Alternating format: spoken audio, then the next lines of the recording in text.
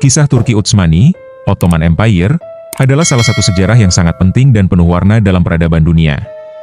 Berdiri selama lebih dari 6 abad, dari tahun 1299 hingga 1922, kekaisaran ini memainkan peran besar dalam sejarah Eropa, Asia, dan Afrika.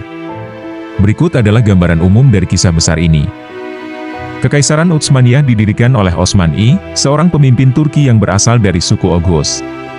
Dia mendirikan negara ini di wilayah Anatolia, sekarang bagian dari Turki, setelah mengalahkan Kesultanan Seljuk yang mulai melemah dan mengambil alih wilayah-wilayah Bizantium yang runtuh. Pada abad ke-14 dan ke-15, Utsmaniyah berkembang pesat, memperluas wilayahnya dengan menaklukkan banyak bagian dari Eropa dan Asia, termasuk wilayah-wilayah besar di Anatolia, Balkan, dan bahkan sebagian besar wilayah Timur Tengah. Salah satu momen puncaknya adalah ketika Sultan Mehmed II, yang dikenal sebagai Mehmed Sang Penakluk, berhasil menaklukkan Konstantinopel, sekarang Istanbul, pada tahun 1453. Penaklukan ini menandai berakhirnya Kekaisaran Bizantium dan membuka era baru bagi dunia Islam dan Eropa. Pada abad ke-16, di bawah pimpinan Sultan Sulaiman I, Sulaiman yang Agung, Utsmaniyah mencapai puncak kejayaannya. Wilayahnya meliputi sebagian besar Eropa Tenggara, sebagian besar Timur Tengah, dan Afrika Utara. Selain itu, Utsmaniyah juga dikenal dengan kemajuan dalam seni, arsitektur, hukum, dan budaya, dan menjalin hubungan diplomatik dengan banyak negara besar di dunia. Namun, setelah mencapai puncaknya, Utsmaniyah mulai mengalami kemunduran. Penyebabnya adalah banyak faktor, termasuk korupsi, kurangnya reformasi dalam pemerintahan, serta tekanan dari negara-negara Eropa yang semakin kuat. Kekaisaran mulai kehilangan beberapa wilayah pentingnya, dan pada abad ke-19, negara ini menghadapi berbagai pemberontakan dari etnis-etnis yang terjajah serta invasi dari negara Eropa. Kekaisaran Utsmaniyah terlibat dalam Perang Dunia Pertama sebagai bagian dari blok sentral, bersama dengan Jerman dan Austria-Hungaria. Kekalahan dalam perang tersebut membawa kepada runtuhnya kekaisaran ini. Pada tahun 1922, setelah kekalahan dan disintegrasi lebih lanjut, Sultan terakhir Utsmaniyah, Mehmed VI, digulingkan, menandai berakhirnya era Utsmaniyah. Setelah kejatuhan Kekaisaran Utsmaniyah pada tahun 1922, wilayah yang tersisa, yaitu Anatolia, mengalami perubahan besar.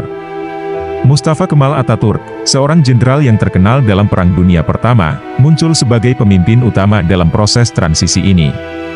Melalui Perang Kemerdekaan Turki, 1919-1922,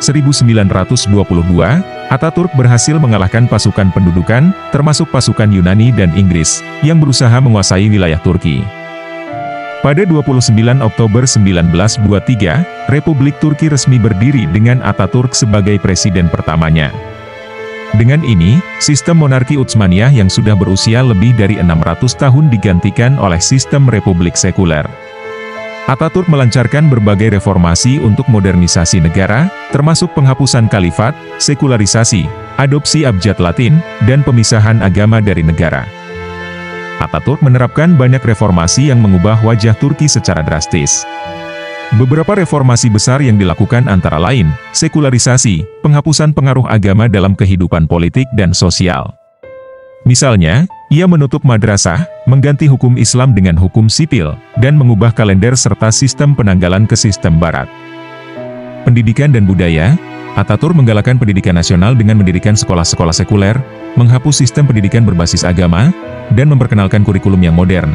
Ekonomi dan infrastruktur, Atatürk juga memfokuskan pada pembangunan ekonomi dengan mendirikan industri nasional dan infrastruktur seperti jalan raya, pelabuhan, dan jalur kereta api untuk memodernisasi ekonomi Turki. Perubahan-perubahan ini membawa Turki ke jalur modernisasi yang lebih sesuai dengan dunia barat, tetapi juga menciptakan tantangan sosial bagi banyak warga yang masih memegang nilai-nilai tradisional dan agama. Walaupun Kekaisaran Utsmaniyah sudah runtuh, peranannya sebagai pusat politik dan agama bagi dunia Islam masih sangat terasa. Sebagai khalifah terakhir yang memimpin umat Islam, Utsmaniyah memainkan peran penting dalam menjaga persatuan dunia Islam, walaupun dalam kenyataannya banyak wilayah yang berada di bawah kekuasaan Utsmaniyah terpecah belah dan menghadapi pemberontakan dari berbagai kelompok etnis dan agama. Setelah kejatuhan Utsmaniyah, tradisi khalifahan pun resmi berakhir.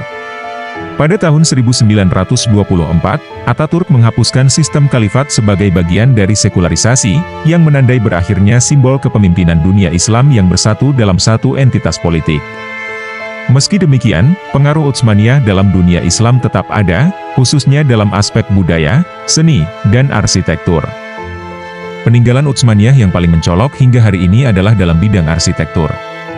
Beberapa karya arsitektur besar yang dibangun selama pemerintahan Utsmaniyah, seperti Masjid Sultan Ahmed, Masjid Biru, di Istanbul, Hagia Sophia, dan Topkapi Palace, masih berdiri kokoh dan menjadi simbol kejayaan Utsmaniyah.